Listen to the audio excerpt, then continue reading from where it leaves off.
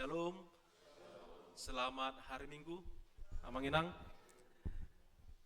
Baik, mari kita sambut firman Tuhan yang tertulis dalam kitab Lukas pasal yang ke-8 ayat 26 sampai 39. Amanginang, izinkan saya membacakannya untuk kita bersama-sama.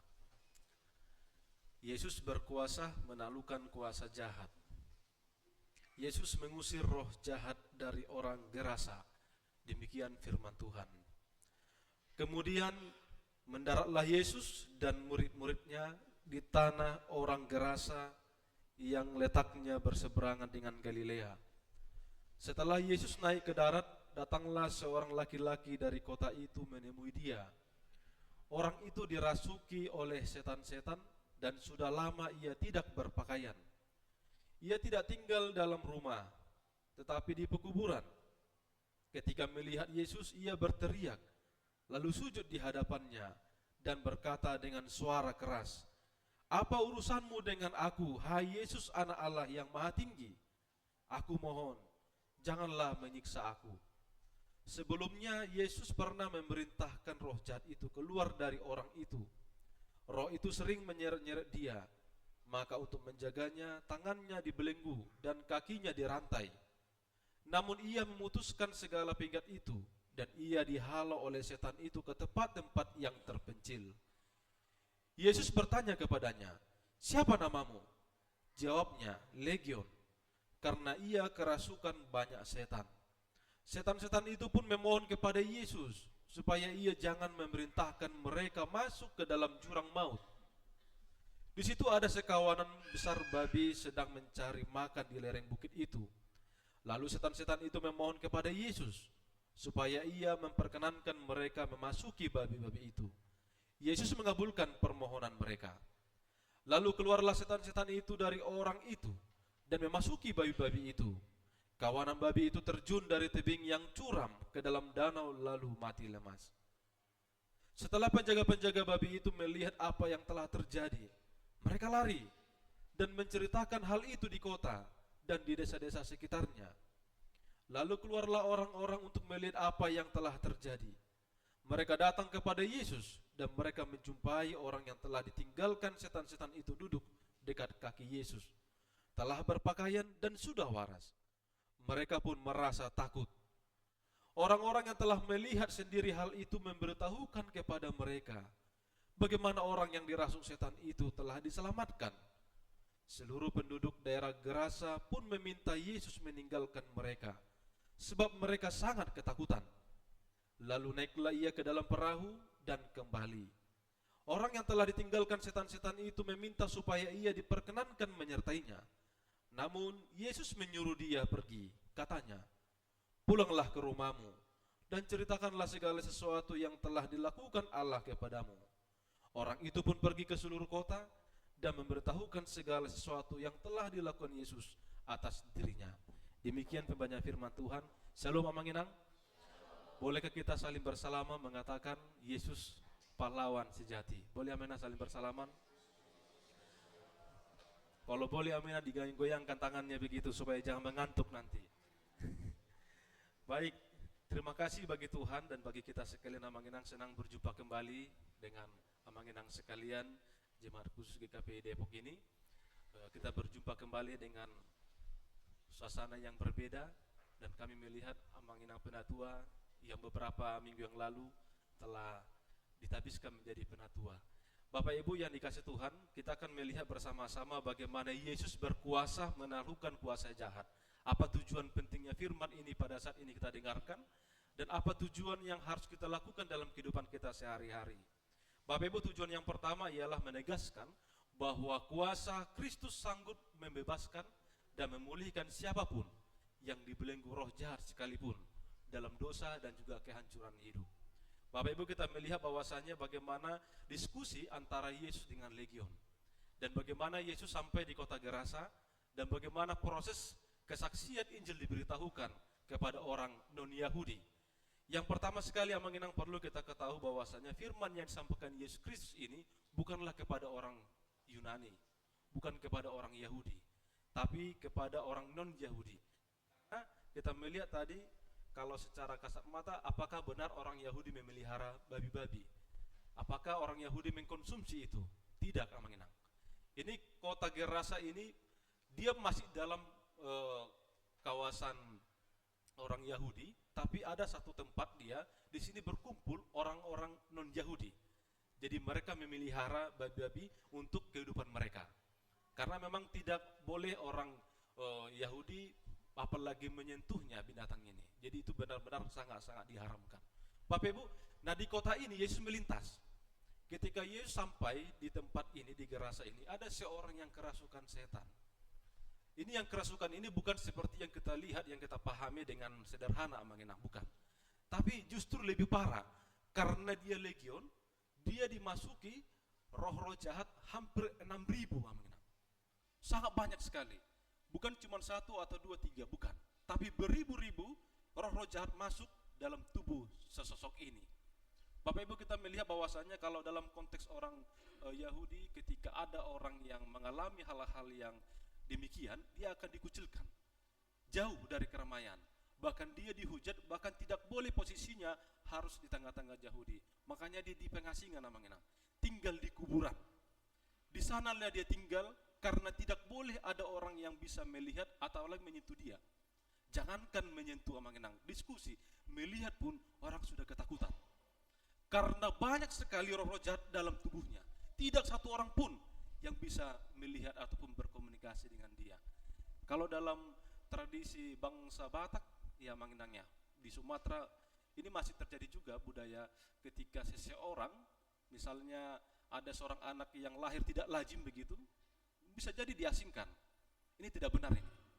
Apalagi ketika seorang anak sudah dibaptis, tapi hanya sakit, terus sakit, tiap hari sakit, harus diganti namanya. Pemahaman-pemahaman demikian itu masih ada di erupsi. Bahkan ini harus diasingkan.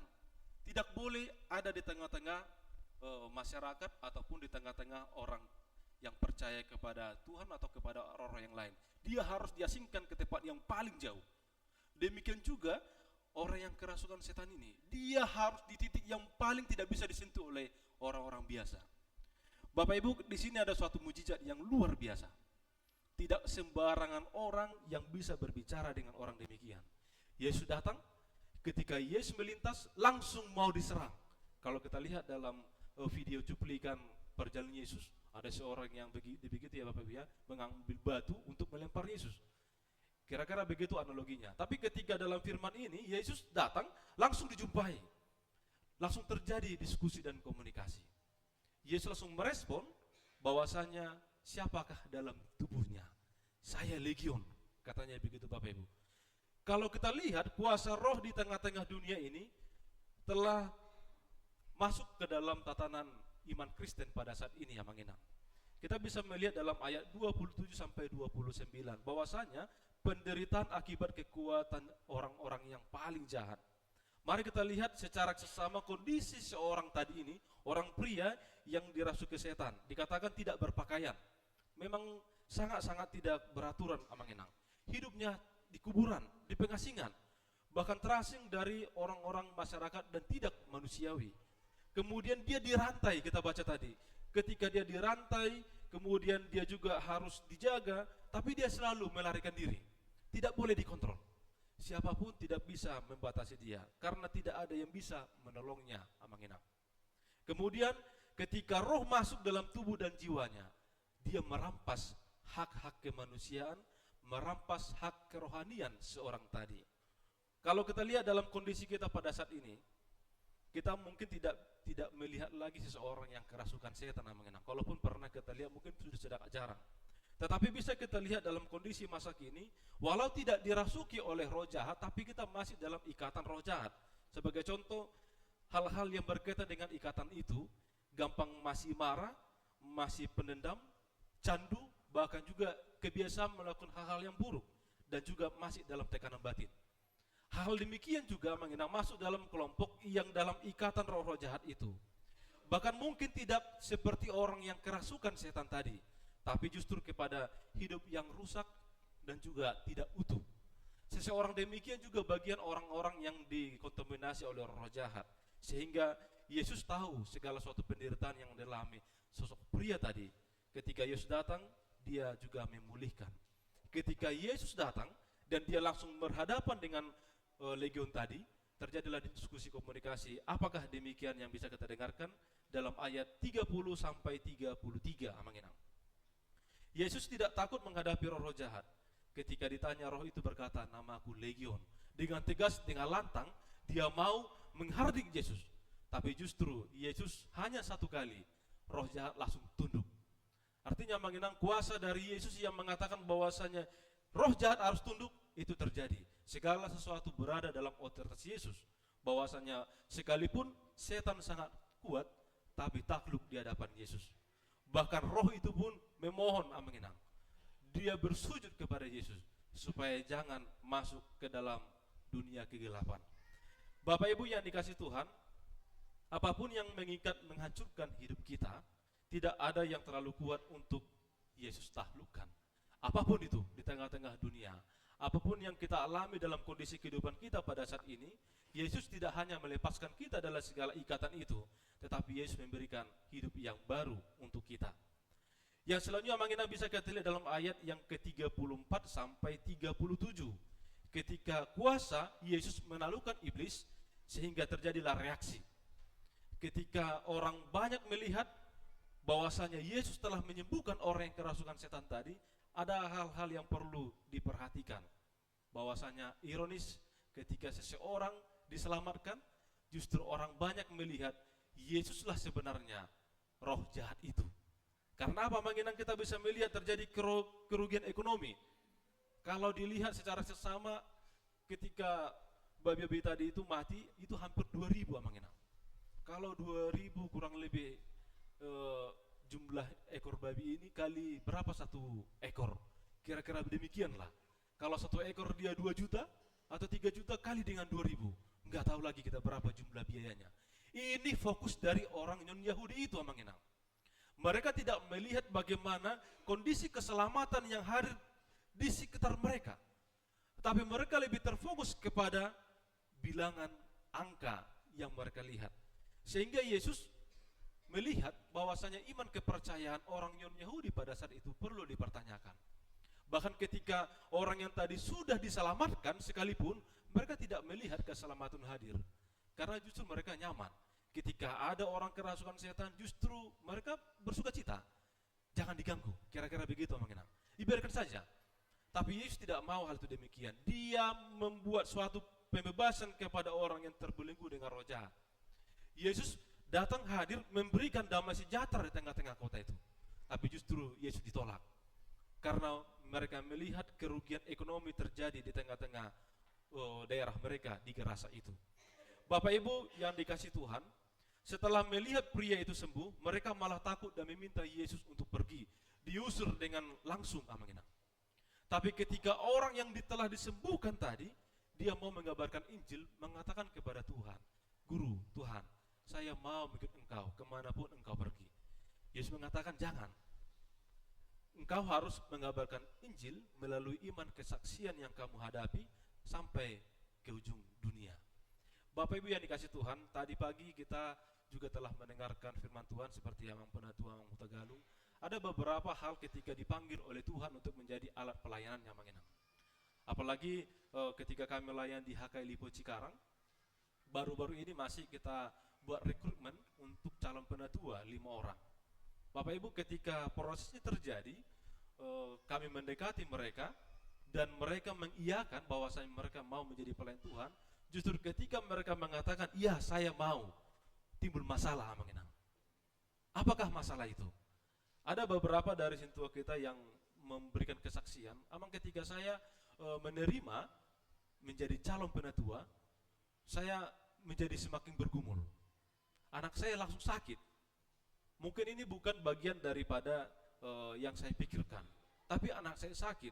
Di pekerjaan pun sudah menurun dari segi produksi. Bahkan tadinya saya surplus untuk pekerjaan saya, ada lemburnya, tapi ketika saya mengiyakan, justru semakin defisit. Jauh daripada yang saya harapkan. Mengenang, ketika mengikut Yesus, tidak boleh setengah-setengah. Harus 100%. Tidak boleh tanggung-tanggung mengenang. Karena disinilah kita diperhatikan dan juga diuji apa yang kita terima dari Tuhan. Bukan berarti hanya kepada seorang penatua mengenang, bukan. Lebih juga kepada kita sekalian yang sudah Kristen, yang sudah mengikrarkan iman dan kepercayaan. Apa dan bagaimana yang harus kita respon dari jawaban Tuhan, seperti yang diterima oleh seorang yang kerasukan setan tadi. Ketika dia menerima dengan total, maka terjadilah pembaharuan iman. Dan damai sejahtera tidak hanya di dalam dia sendiri, tapi juga berdampak kepada orang sekitarnya. Demikian bagi kita mengenang, ketika segala sesuatu yang terjadi dalam hidup kita, Tuhan itu tahu bagaimana keterbatasan kita. Karena Tuhan tidak mau menguji segala seseorang lebih daripada kemampuan yang kita miliki. Amin. Yang selanjutnya mengenang kita lihat dalam ayat 38 sampai 39. Ketika pria disembuhkan, dia menjadi saksi. Hingga pada saat ini, dia menjadi saksi Kristus, menceritakan kebaikan Tuhan, walau dengan segala keterbatasan yang dia miliki. Kita melihat mengenang ketika dia dibelenggu oleh dosa dengan roh jahat tadi itu, dia tidak dianggap. Bahkan tidak seorang pun yang mau mendoakan dia.